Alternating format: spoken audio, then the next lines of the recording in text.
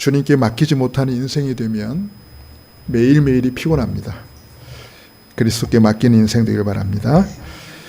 네, 오늘 함께 나눌 말씀 제목은 가진 자의 여유입니다. 가진 자의 여유. 지난주도 보좌의 빛이 임하는 망대 여정 이정표 속에서 승리하셨습니까? 지난주 우리는 그 깨어있는 의식을 가진 백부장을 통해서 어떻게 살아있는 말씀의 역사가 일어났는지 그에 대한 구체적인 증거들을 함께 나눴습니다. 지금도 하나님의 말씀은 말씀의 능력을 사실적으로 믿는 깨어있는 의식을 가진 믿음의 사람들을 통해 성취되고 있습니다. 저와 여러분이 이 사실의 증인될 수 있기를 축원합니다. 여러분들은 혹시 그 언더커버라는 말을 들어보신 적이 있습니까? 주로 범죄 영화나 드라마에서 자신의 신분을 감추고 그 위장한 다음에 상대 조직에 아주 깊숙한 곳까지 파고들어서 필요한 정보들을 수집하는 일종의 그 잠입 수사와 같은 겁니다. 또는 어느 큰 회사의 책임자가 일반 평사원이나 또는 하찮은 청소부로 위장해가지고 직원들이 회사에 대해서 어떤 불만을 가지고 있는지 또는 어떤 직원이 회사를 위해서 성실하게 일하고 있는지 그것들을 파악하려는 그런 시도들, 이게 또 실제로 공공연하게 행해지고 있다고 합니다. 그러니까 자기가 회사 책임자라는 것을 드러내지 않는 거죠. 그러면 다들 그 앞에서 어떻게 해요? 가식적인 행위를 하겠죠. 그래서 완전히 자기를 감춰놓고 모르게 해서 진짜 실제로 회사에 대해서 어떻게 하고 있는지를 이렇게 파악을 하는 겁니다. 언더커버죠. 제가 아주 어릴 때입니다. 벌써 이게 40년이 훨씬 지났죠. TV에서 방영됐던 그 암행어사라는 추억의 드라마를 잊을 수 없습니다. 혹시 자순 집사님은 보셨는지 모르겠어요. 암행어사를 아는 사람은 좀 오래되신 분들이죠. 임금님의 그 특별 어명을 받은 암행어사가 문제도 많고 탈도 많은 그 탐관오리를 색출하기 위해서 해당 지역으로 몰래 이렇게 찾아가죠. 이때 그 암행어사가 가지고 있는 물건이 하나 있습니다. 바로 마패입니다. 이 마패는 암행어사만 가질 수 있는, 또 암행어사의 신분을 증명할 수 있는 그런 상징적인 물건이었습니다. 그런데 그 겉으로 드러난 이 암행어사의 행색은요, 꼴이 이만저만이 아니었습니다. 아니, 임금님에게 특별 어명을 받은, 임금님과 독대할 수 있는 아주 그런 높은 신분의 그런 직책을 갖고 있는 분인데, 겉으로 드러난 암행어사의 행색은요, 진짜 거의 거지나 다름없었어요. 허르스름한 낡은 옷에다가 다 헤어진 갓을 쓰고 거지 같은 행색을 하면서 그러고 다니는 거예요.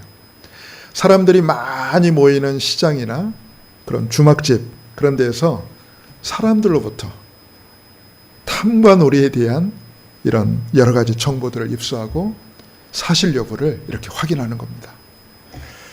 그러다가 이제 결정적인 시기에 도달하면 은밀하게 여기저기에서 이제 수많은 군졸들을 끌어모아다가 이 탐관오리가 불법을 저지르는 그 현장에 갑자기 들이닥치면서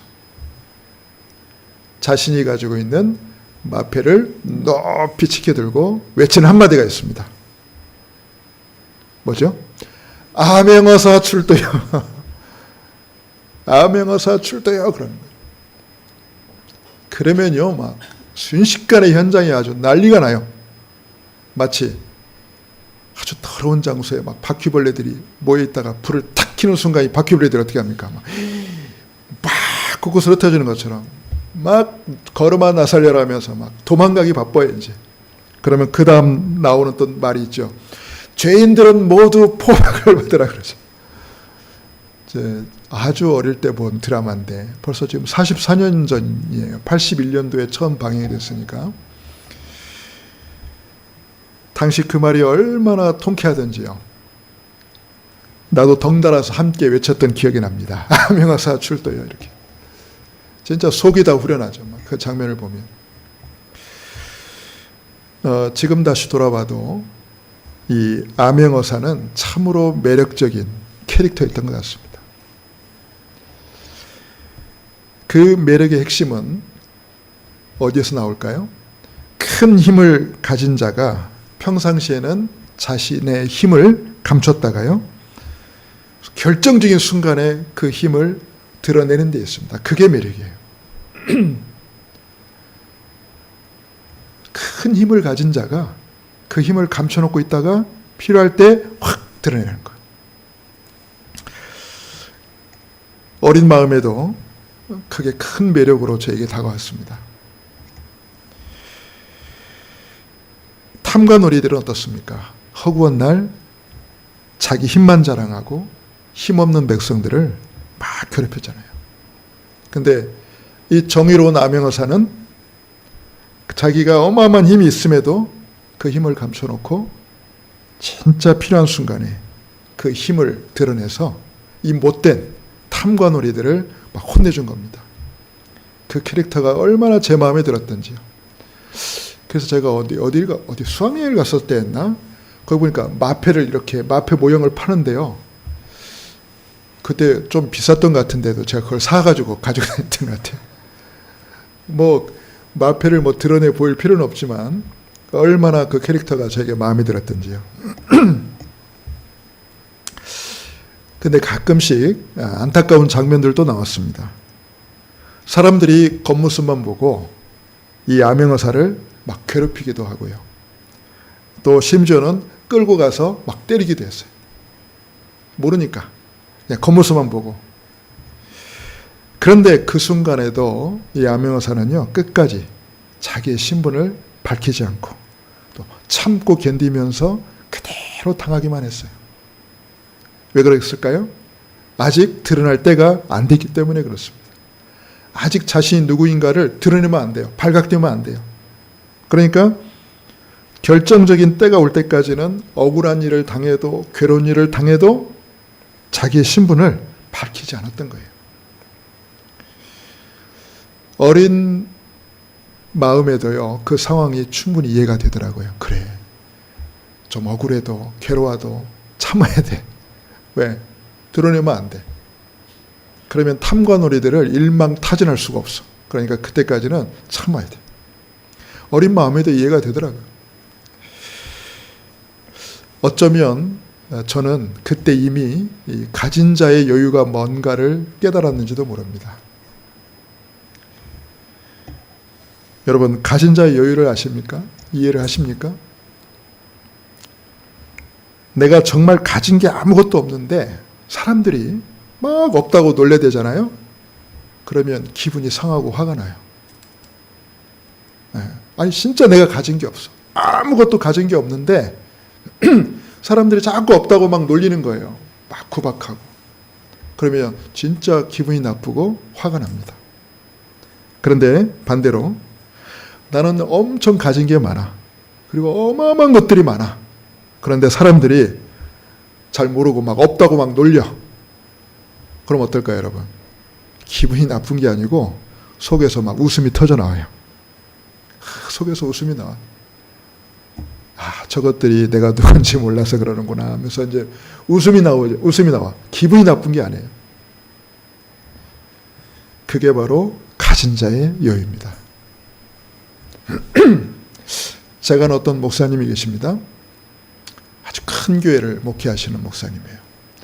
근데 이분이 어느 지방에 집회를 인도하러 가셨는데 호텔에서 묵으셨어요. 식사 때가 돼가지고 가까운 데 식사를 하러 가신 거예요. 근데 어떤 차림으로 갔냐? 후줄근한 추리닝에 슬리퍼를 신고 나가신 거예요. 어느 중국집에 딱 갔는데 직원이요, 위아래로 훑어보더랍니다. 이렇게. 그러더니 처음에 뭐라고 그러냐, 목사님이. 혹시 방이 있냐 그랬대요. 방이 있냐. 혼자 조용히 드시고 싶어서. 그러니까 직원이 위아래로 막 쫙 훑어보더니 방 없다고. 그냥 저기 앉아서 드시라고. 방이 없냐고. 나는 방에서 먹고 싶다 그랬더니 아이 그냥 저기 앉아 드세요. 방 없어요. 막 그러더라고요. 그러니까 안에서 이제 사장님이 뭔 일인가 싶어서 나온 거예요. 사장님은 그냥 바로 이제 알아보고 눈치를 채고 방 있다고 오시라고. 그러니까 저 방으로 안내를 했습니다. 위아래로 훑어보던 직원은요 불만이 가득해가지고요 메뉴판을 딱 들고 던진 거예요. 뭐 드실 거냐고.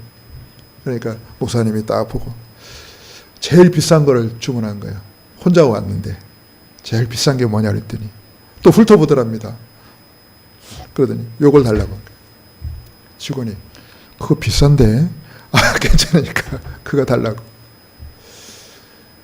그래가지고 이제 시켜서 갖다 줬는데 조금 드시고 그냥 나온 거예요.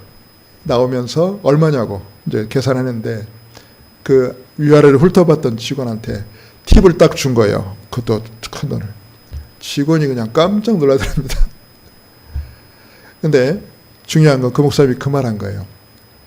직원이 자기를 막 위아래로 훑어볼 때 자기는 전혀 기분이 안 나빴대요. 왜? 나는 그 직원이 받는 월급보다 훨씬 더 많은 돈을 받고 있고 내가 주문한 음식을 수백 그릇 사 먹을 돈을 갖고 있기 때문에 직원이 아무리 훑어봐도 자기는 기분이 안 나빴대. 그게 핵심입니다, 여러분. 그게 가진 자의 여유입니다. 근데 정말 한 푼도 없는 사람이 문전에서 그런 박대를 당했다고 생각해 보세요. 자기는 돈 한 푼 없는데 문전에서 자기를 막 위아래로 훑어보고 구박하고 박대한다? 그럼 진짜 기분 상해요. 그래가지고 더 심하면요 칼 가져서 찔러버립니다. 자기 무시했다고. 이게 세상입니다, 여러분. 왜 세상에 그런 끔찍한 범죄들이 일어납니까? 자기 무시당했다고 막 열받아가지고 그래가지고 막 칼로 막 찌르고 막 폭력을 휘두르죠. 진짜 없기 때문에 그래요. 진짜 없으니까. 근데 여러분 가진 사람은 그렇지 않아요. 가진 자는 여유롭습니다. 오히려 상대를 이해하고 배려해 줍니다. 뭔 소리를 들어도 기분이 안 나쁩니다. 왜? 가지고 있으니까. 여러분 오늘 읽은 본문에도 이 전도자 바울 일행은요 억울하게 붙잡혀서 매를 맞고 감옥에 갇혔습니다. 근데 전혀 불평하지 않았어요. 그들은 엄청난 것을 가지고 있기 때문입니다. 자, 전도자 바울이 과연 무엇을 가지고 있었는지 오늘 같이 말씀을 함께 나누려고 합니다. 자, 첫 번째는 감옥에 갇힌 전도자 바울입니다. 어쩌다가 이 전도자 바울은 매를 맞고 감옥에 갇히게 되었을까요? 원래 16장 전체를 다 읽어야 되는데 양이 너무 많아가지고 제가 뒷부분만 이렇게 끊어서 읽었거든요. 전도자 바울이 감옥에 갇히게 된 경위는 이렇습니다. 바울이 전도 여행을 하는 중에 어디로 왔냐면은 빌립보라는 지역으로 왔습니다. 빌립보라는 지역에 왜 왔냐면 성령의 인도를 받아서 왔어요. 자기가 그곳에 오고 싶어서 온 게 아니고 하나님께서 자기를 그곳으로 인도하셔서 온 거예요. 그러니 거기를 누구 만나기로 한 것도 아니고 어디 약속을 잡고 가기로 한 것도 아니기 때문에 지금 바울의 입장에서는요 어떻게 해야 됩니까? 무엇이 하나님의 계획이고 하나님이 원하시는 게 대체 무엇인지 인도를 받아야 될 거 아니에요. 그러니까 바울이 했던 첫 번째 행동은 뭐냐면 성령의 인도 받기 위해서 기도하기 위해서 가는 중이었습니다. 여러분 하나님의 사람은 가장 신경을 써야 될 게 뭔지 아세요? 가장 우선적으로 돼야 될 게 뭔지 아세요? 성령의 인도를 받는 겁니다. 내 생각을 앞세우는 것이 아니고 내 기준을 들이대는 게 아니고 무엇이 가장 하나님이 원하시는 것인지를 찾기 위해서 성령의 인도를 받는 거예요. 그래서 필요한 게 기도입니다. 그래서 바울이 첫 번째 했던 게 뭐냐면 성령의 인도를 받기 위한 기도였어요. 그래서 16장 16절에 보면 우리가 기도하는 곳에 가다가 이렇게 나옵니다. 가장 중요합니다, 여러분. 기도하는 곳에 가다가. 무엇 때문에 기도하는 곳에 가요? 하나님, 왜 우리를 빌립보라는 이곳으로 우리를 인도하셨습니까? 이곳에서 우리가 만나야 될 사람이 누굽니까? 하나님, 우리의 걸음을 인도해 주십시오. 자, 그걸 위해서 기도하는 곳에 간 거예요. 자, 이걸 보면 바울이 어떤 사람이라는 거예요? 철저히 성령의 인도를 받는 전도자라는 거죠. 우리가 실수하는 이유는 이것 때문에 그렇습니다. 성령의 인도를 안 받아요. 참지도 않고 기다리지도 않고 하나님의 계획이 뭔가 묻지도 않고 무조건 내 마음 내키는 대로, 내 생각대로, 내 기준대로 밀어붙여. 그래서 실수하는 겁니다. 내 생각이 맞는 것 같아도 우리는 하나님이 원하시는 게 뭔가를 찾기 위한 기도가 필요해요. 특히 전도할 때는. 자, 그런데 기도하는 곳에 가다가 누굴 만나냐면 점치는 귀신 들린 여종 하나를 만나니. 하필 만나도 누굴 만나냐면 지금 말하면 신 들린 여자를 만난 거예요. 근데 이 신 들린 여자가 하는 일이 뭐냐면 사람들의 운명을 맞춰주는 겁니다. 쉽게 말해서 무당이에요. 여러분, 귀신 들린 무당은요, 사람들의 운명을 정확히 맞춥니다. 자기가 태어난 년, 월, 일시, 사주라고 하죠. 요걸 깍 들이대잖아요. 그러면요, 탁 점을 쳐요. 그러면요, 어떻게 살아왔는지, 지금 상황이 어떤지, 앞으로 어떻게 될 것인지 정확히 맞춥니다. 미신이 아니에요, 여러분. 정확히 맞춰요. 그 이유가 뭔지 아세요? 똑같은 신분이라서 그래요. 점치러 온 사람이나 점쳐주는 사람이나 똑같이 마귀자니까. 사주팔자 저주 운명에 묶여있기 때문에 정확히 맞추는 거예요. 근데 저와 여러분은 운명에서 빠져나온 사람들이에요. 그리스도를 통해서 하나님 자녀된 사람들이에요.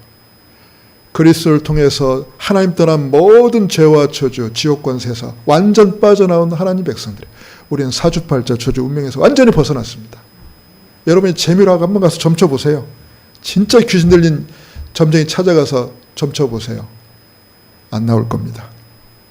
빠져나왔기 때문에. 근데 빠져나오지 못한 분들은 그대로 됩니다. 운명대로 됩니다. 팔자대로 됩니다. 자, 이 여종이 그런 기가 막힌 일을 하는 거예요. 근데 더 놀라운 거는요, 주인이 있답니다. 주인. 이 귀신 들린 여자에게 주인이 있는데 주인이 한 명이 아니야. 그 주인들에게 복수를 말한 거 보면 이 귀신 들린, 이 신 들린 여자를, 이 신 들린 여자가 점을 쳐주고 받는 그 돈 있잖아요. 그 돈을 수익으로 삼는 이 말 그대로 몸주가 몇 명 있다는 거예요. 그러니까 참 나쁜 놈들이지. 참 불쌍한 여인인데 귀신 들려가지고 얼마나 괴롭겠어요. 근데 그 귀신 들린 여자가 점쳐줘서 받는 그 돈을 말 그대로 뜯어가는 이 악덕 주인들이 있다는 거예요. 자, 근데 이 귀신 들린 여자가요, 놀라운 일을 합니다. 어떤 일을 하냐면 전도자 바울을 알아본 거예요. 보세요. 17절에 보니까 그가 바울과 우리를 따라와 소리질러 이르되 이 사람들은 지극히 높은 하나님의 종으로서 구원의 길을 너희에게 전하는 자라. 바울이 자기를 그 여자한테 소개한 적이 없어. 근데 말했잖아요. 귀신 들린 여자라고. 그러니까 바울이 어떤 사람인가를 정확히 한 거예요. 영적으로. 바울이 바로 복음 전하는 전도자라는 것을 정확히 알고 이 귀신 들린 여자가 바울을 오히려 홍보하고 다니는 거예요. 봐라 봐라, 이 사람은 지극히 높은 하나님의 종으로 너희에게 구원의 길을 전하는 자다 하면서. 여러분, 이게 실제 있어요. 어떤 확신이 없는 교회 다니는 성도가 너무 하는 일마다 안 되니까 점쟁이를 찾아간 거예요. 얼마나 답답하면 점쟁이를 찾아가겠어요. 교회 와도 예배를 드려도 뭐가 답이 안 나오니까 근데 이 점쟁이가 진짜 귀신 들린 점쟁이야. 진짜 신 들린 점쟁이. 그러니까 이 점쟁이가 한 말이 먼저 합니까? 실제 있었던 일입니다. 야, 네 이마에 십자가 그려져 있는데 여기 왜 왔냐? 빨리 가. 그러니까 그 사람이요, 너무 부끄럽고 창피해가지고 뒤도 안 돌아보고 나왔대요. 나오면 속으로는 기뻤답니다. 그래도 내가 구원받았구나. 여러분, 귀신이 귀신같이 알아봐요. 귀신같이 알아봐요. 그러니까 이 바울이 어떤 사람인 걸 안 거예요. 이 전도자라는 걸 안 거예요. 하나님의 종이라는 걸 안 거예요. 그런데 이게 하루 이틀이 아닙니다. 여러 날을 괴롭겠다 그랬죠. 18절에 보니까 이같이 여러 날을 하는지라. 그날 그때만 그런 게 아니라 여러 날 동안, 며칠 동안. 그러니까 바울이 참다 한마디 외쳤어요. 뭐라고요? 예수 그리스도 이름으로 명하노니 더러운 귀신아, 그에게서 당장 나와라, 그런 거예요. 그리스도 이름을 선포했어요.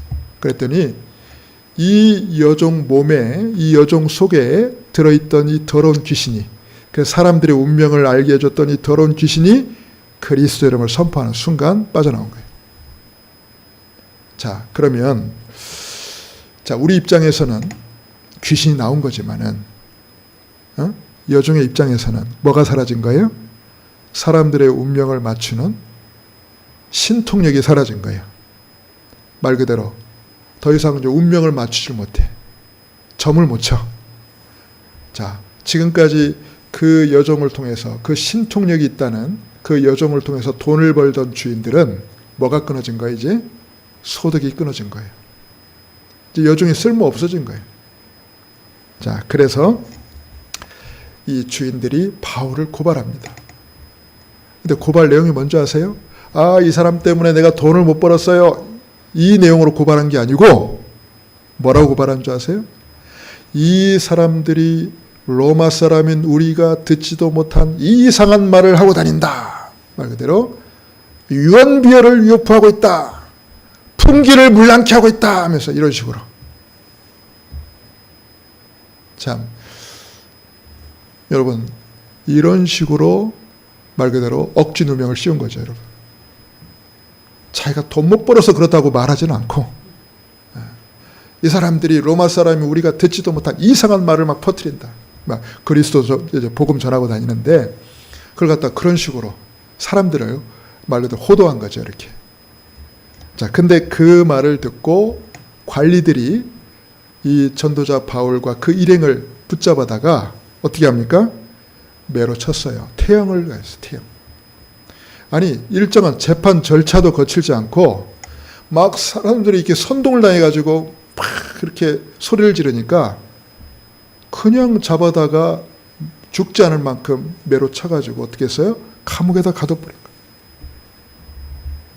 자, 이제 그게 감옥에 갇히게 된 경위입니다, 여러분. 여기까지. 자, 그럼 두 번째로 이 상황에서 바울 일행이 보여준 첫 번째 가진 자의 여유가 뭔지 아십니까? 자기가 어떻게 보면 억울한 거 아닙니까? 여러분, 귀신 들려 시달리는 사람 치유해 거 아니에요. 여러분, 귀신 들려보지 않아서 모르죠? 저도 다행히 귀신 들려보지는 않았어. 근데 귀신 들린 사람들 고통이 이만저만이 아니에요. 자기 의지와 상관없이. 귀신 시키는 대로. 귀신이 막 하라는 대로. 이리 끌려다니고 저리 끌려다니고 막 그렇게 시달리는 거예요. 자기 인격이 아닌 이상한 인격이 나와가지고 완전히 붙잡혀서 사로잡혀서 그렇게 고통 속에 사는 거예요. 그러면요, 얼마나 안타까워요. 그런데 그 귀신을 쫓아내줬어. 그러면 어떻게 됩니까? 상을 주든지 또 고맙다고 인사를 하든지 그래야 되는데 바울 일행은요, 오히려 역으로 고소를 당하고 거기다 매를 맞고 감옥에까지 갇힌 거예요. 여러분, 제가 바울 입장이라면, 여러분이 바울 입장이라면 얼마나 억울한 일입니까? 그리고 억울함을 호소해야 되잖아요. 그리고 선처해달라고 부탁을 해야 되잖아.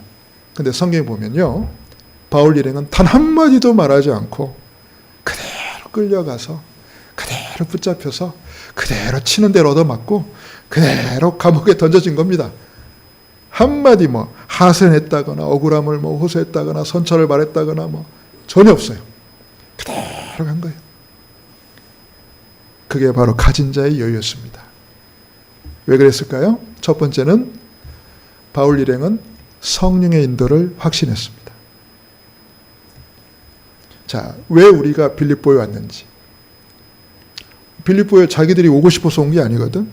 하나님이 이곳으로 자기들 인도했기 때문에 왔어. 그러면 분명히 우리를 보내신 분도 하나님이시고 우리에게 이런 일을 겪도록 허락하신 분도 하나님이시다.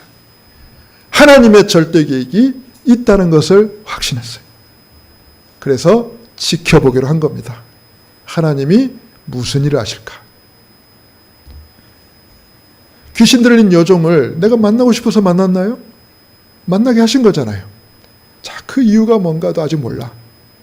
그러니 지켜보기로 한 거예요.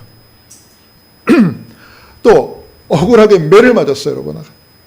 얼마나 아플까요, 여러분? 감옥에 갇혔어요. 억울하지만, 분하지만, 아프지만, 고통스럽지만 하나님의 절대 계획이 있음을 믿고 지켜보기로 한 거예요. 자, 여기까지 보세요. 여러분, 우리가 성령의 인도를 믿지 못하면 내가 막 나서려고 할 겁니다. 내 억울함을 막 해소하려고 하고 내가 피해 안 보려고 막 이 방법 저 방법 찾아보고 했을 거예요. 그런데 전도자 바울 일행은 성령의 인도를 확신한 사람들입니다. 하나님의 절대 계획이 있음을 믿었기 때문에 지켜보기로 한 거예요. 자, 그렇게 해서 감옥에 던져졌는데 두 번째는 전도자 바울 일행은 성령의 역사를 확신했어요. 성령의 역사가 뭡니까? 성령께서 하시는 일입니다. 일. 눈에 보이지 않지만 성령께서 하실 일을 믿었어요. 그래가지고 우리가 여기에 온 거는 그냥 온 게 아니다. 하나님의 분명한 계획이 있고 하나님이 이 속에서 분명히 뭔가를 하실 것이다. 자, 그걸 믿었어요. 그래가지고 자, 전도자 바울이 뭘 했는지 볼까요?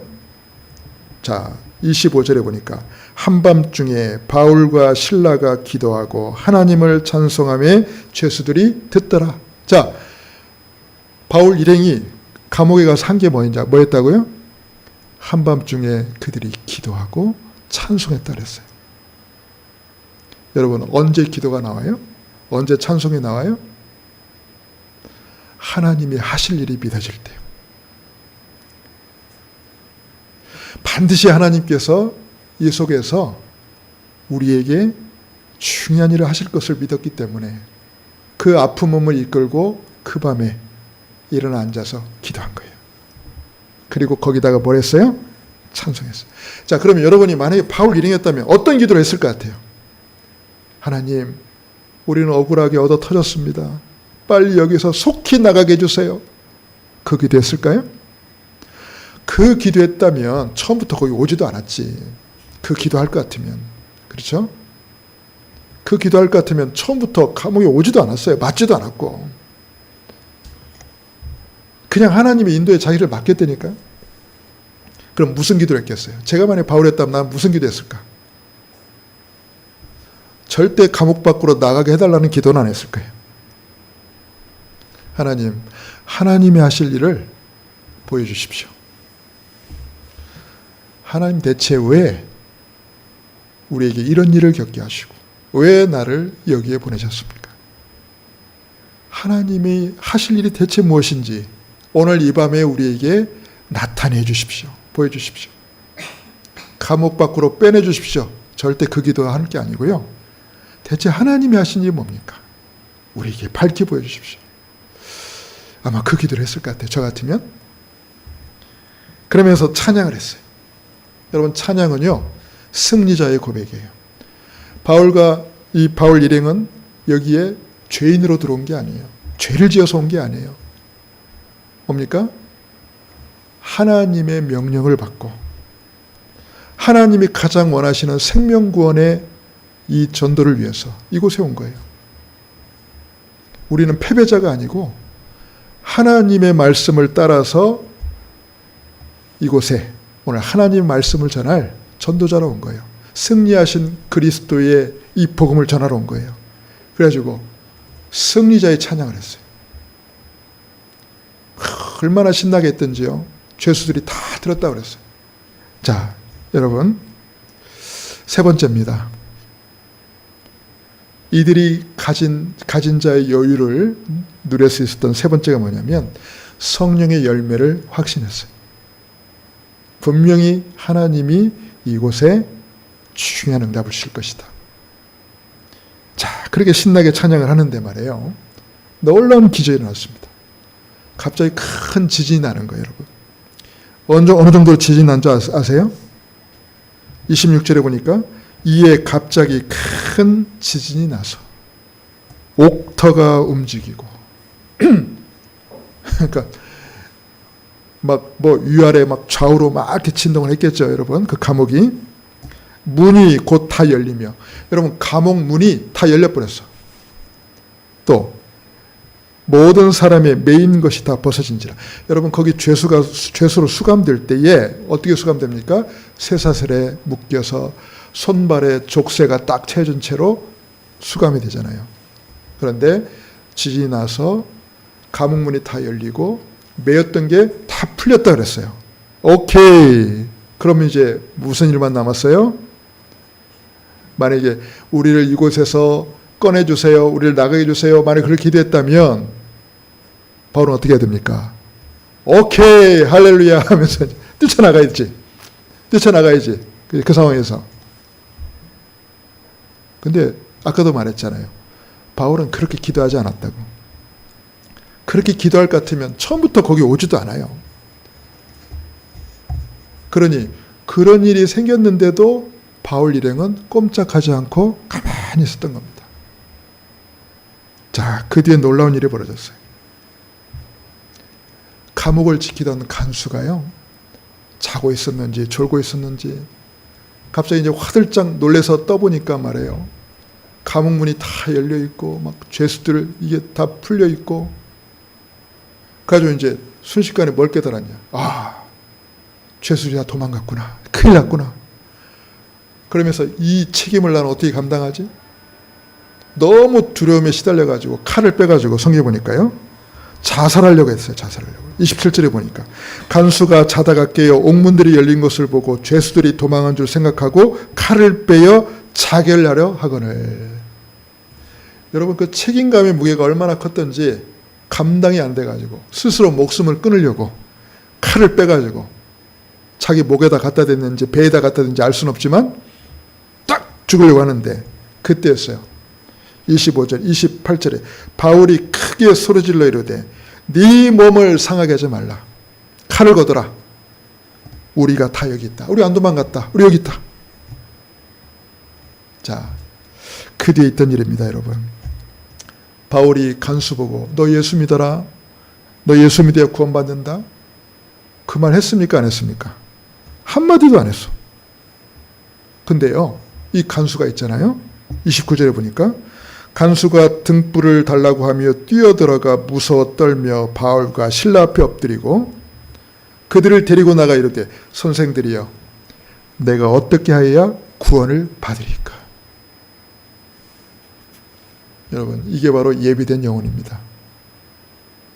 바울이 너 예수 믿어야 산다. 뭐 협박한 것도 아니고 막 공갈친 것도 아니고 뭐 강요한 것도 아니고 간수 이 갈급한 사람이 자기가 먼저 무릎을 꿇고 선생님 내가 어떻게 하면 구원을 받을 수 있습니까? 간절히 예고를 하는 거예요. 여러분. 이걸 보고 뭐라고 한다?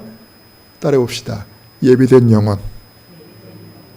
하나님께서 예비하신 영혼. 그렇습니다. 이 사람 때문에 바울이 감옥에 간 겁니다. 이 사람 찾으려고요.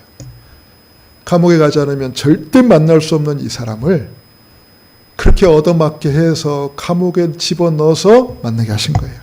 할렐루야. 드디어 발견했어요. 아, 그렇구나. 왜 하나님이 우리를 이곳으로 보내셨는가? 왜 우리에게 이런 고난을 받고 왜 우리에게 이런 일을 겪게 하셨는가? 그리고 왜 이런 기적이 우리 눈앞에서 펼쳐지게 하셨는가? 바로 이 사람 때문이구나. 그렇죠? 자, 그 간수가 있잖아요. 자기만 예수 믿은 게 아닙니다. 바울을 그 밤에 자기 집으로 데려다가 그 맞은 자리를 다 씻고 다 치료해가지고 어떻게 합니까? 온 가족들이 다 모인 자리에서 말해요. 거기서 바울이 전하는 복음을 듣고 온 가족이 다 예수님을 믿을 뿐만 아니라 자기는 이제 예수의 제자가 되겠다. 세례까지 다 받아버렸어요. 할렐루야. 바울이 감옥에 들어온 하나님의 절대 계획이 이루어지는 순간입니다. 여러분. 자, 앞부분은 아까 말한 대로 가진 자의 여유 첫 번째였고요. 이제 가진 자의 여유 두 번째 장이 펼쳐집니다. 자, 그 다음 날이 딱 됐어요. 간밤에 이런 엄청난 일이 벌어졌잖아요. 자, 그 다음 날이 된 겁니다. 갑자기 있잖아요.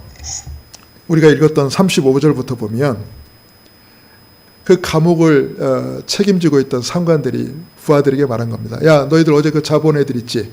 빨리 이제 내보내도 돼. 그런 겁니다. 그러면요, 죄수 입장에서 어떻게 해야 돼요? 감사합니다. 신세 많이 졌습니다. 하고 가면 되잖아. 근데 이때 있잖아요. 바울이 있잖아요. 이때 기다렸다는 뜻이 있잖아요. 30절에 보니까 바울이 이르되 로마 사람인 우리를 죄도 정하지 아니하고 공중 앞에서 때리고 옥에 가두었다가 이제는 가만히 내보내고자 하냐? 그럴 수 없지. 니들이 친히 와가지고 우리한테 사죄하고 우리를 데리고 나가라. 이런 거예요. 이야, 완전히 반전입니다, 여러분. 바울은 로마 시민권자였어요. 놀랍게도. 지금으로 말하면 미국 시민권을 가지고 있는 거예요. 그러면 여러분, 우리나라의 미국 시민권자가 뭔 잘못을 했다 하면 잘못을 해도요, 함부로 우리가 할 수 없어요. 치외법권이라는 게 있어서. 근데 솔직히 바울이 뭔 잘못을 했습니까? 오히려 상을 받아야 될 일을 했는데도 억울하게 고발을 당해서 얻어맞기까지 해서 억울하게. 재판도 없이. 바울이 그걸 따진 거예요. 이제서 따진 거예요. 왜? 이제 하나님의 계획을 다 찾았고 응답 다 받았으니까 이제서 자신의 신분을 드러낸 겁니다. 자, 봐라. 나는 로마 시민권자다. 너희들이 내게 무슨 일을 했어? 로마 시민권을 가진 나를 정당한 재판 절차도 없이 그냥 사람들의 말만 믿고 우리를 잡아다가 불법으로 우리를 때리지 않았냐. 거기다가 불법으로 투옥까지 시켰지 않냐. 근데 이거를 이제 몰래 무마시키려고 해? 책임자를 다 오라고 그래. 그리고 우리 앞에 빨리 사죄하고 정당한 보상을 주고 하라고 하는 거예요. 자, 그 얘기를 듣고 있잖아요. 8절에 부하들이 이 말을 상관들에게 보고하니 그들이 로마 사람이라 하는 말을 듣고 두려워하여. 이제 큰일 났어요. 이제 큰일 났어요. 건들지 말아야 될 사람을 건드려 버렸어. 자기들이. 이제 자기들 목 날라가게 생겼어. 이제 이게 이제 보고가 되면 자기들은 어떻게 책임 감당해야 돼. 목 날라가요 이제. 이제 그래서 와서 어떻게 합니까? 무릎 꿇고 이제 통사정을 하는 겁니다. 자기들이 잘못했다. 못 알아봤다. 죄송하다. 미안하다 하면서. 내가 볼 때는 아마 그것도 주지 않았을까. 그죠? 뭡니까 그거? 합의금 같은. 그래서 제발 무마시켜달라고. 합의금 받는 게 목적은 아니죠. 이제 드러낼 때가 됐으니까 드러낸 것 뿐입니다. 하나님의 절대 계획을 다 발견했고 하나님의 응답을 다 확인했기 때문에 이제서 자기를 드러낸 거예요. 그게 목적이었어요. 여러분, 참 멋있지 않아요? 참 멋있지 않습니까? 만약에 전도자 바울이 처음부터 자기 로마 시민권을 딱 드러냈다면 고발당해가지고 끌려왔을 때 막 매로 치려고 했을 때 잠깐 스탑 잠깐 탁 내가 누군지 아십니까? 짱 보내줬으면 어땠을까요? 아이고 죄송합니다. 우리가 잘못했습니다. 아이고 없던 일을 할게요. 빨리 가세요. 그러면 얻어맞지도 않았겠지. 감옥에 들어가지도 않았겠지. 몸도 뭐 전혀 상하지도 않았겠지. 근데 그게 응답일까요? 하나님의 계획을 놓치는 거잖아요. 하나님이 하실 일을 놓치는 거잖아요. 그래서 바울이 그 상황에서는 로마 시민권이라는 것을 탁 감추고 있었던 겁니다. 하나님 하신 일을 보려고. 그러다가 최적의 시간표를 찾았는데 그때가 언제요? 모든 일이 다 지난 다음에 이제 내가 밝힐 때가 됐다 싶을 때 그때 탁 꺼낸 거예요. 여러분 이게 바로 반전이에요. 그리고 여러분 보세요. 처음에는 죄수의 입장으로 끌려 들어왔지만은 이제 바울이 어떻게 돼요? 상대가 이제 바뀐 거예요, 서로. 이제 바울은 당당해진 겁니다, 여러분. 당당해요, 당당. 그래서 전도자로서 위엄을 갖추고 전도자로서 당당한 자세를 가지고 그리고 가진 자의 여유를 가지고 자기 할 말을 딱 한 겁니다. 여러분 얼마나 멋있습니까, 여러분? 저는 이걸 이렇게 표현했어요. 최고의 뒤끝이다. 여러분. 최고의 뒤끝이다. 에이, 찌질한 뒤끝들 많잖아요, 여러분. 어? 아무리 없던 여자가 나중에 찌질하게 막 뒤끝 이렇게 내놓은 사람이 있잖아요. 근데 바울은 그게 아니라 전도자로서의 위엄과 전도자로서의 자세, 가진 자의 여유를 드러내는 최고의 뒤끝을 보여줬다는 거예요. 자, 그리고 반대로 바울 일행을 갖다가 이렇게 했던 사람들은요, 이제 두려움했던 겁니다. 이제 서로 역전이 돼버렸어. 이제 위치가 서로 바뀌어버렸어. 이제 자기들은 이제 목숨이 오락가락해, 이제. 어쩌면 이게 최고의 복수였죠. 그러면서 바울은 이미 빌립보에 거기 제자들을 이미 찾았고 교회가 서 있는 상황이기 때문에 바울이 떠난 이후에도 그 교회가 안전할 수 있는 안전장치를 마련한 겁니다. 왜? 이제 교회를 함부로 할 수가 없겠죠. 법적으로. 말씀을 마치겠습니다. 하나님 자녀인 저와 여러분은 그리스도와 함께 모든 것을 가진 자들입니다. 믿습니까? 안 믿나 보네요. 다시 한번요.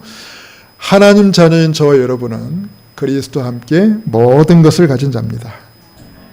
그리스도 안에서 우리는 아무런 부족함이 없습니다. 저는 그렇게 믿습니다. 그냥 겉모습일 뿐이에요. 없는 것처럼 보이는 겉모습일 뿐이에요. 그러나 우리는 그리스도와 함께 이미 모든 것을 다 가진 자예요. 예를 들어 볼까요? 그리스도와 함께 우리는 영원한 천국을 보장받았습니다. 이 땅을 떠나는 날 우리는 영원한 천국에 갑니다. 노력해서 갔나요? 뭐 뇌물을 찔러서 갔습니까? 하나님 자녀가 됐기 때문에. 또 그리스도와 함께 우리는 성취될 언약의 말씀을 가지고 있고 또 기도 응답 받는 신분을 가지고 있고 생명 살리는 전도자의 축복을 지금 누리고 있습니다. 모든 걸 다 가진 자예요. 세상이 알아주지 못할 뿐이지 우리는 모든 걸 다 가진 자예요. 조금도 부족함이 없는 모든 것을 가진 자로서 여유를 갖고 승리하는 저와 여러분 모두가 될 수 있기를 주님의 이름으로 축원합니다.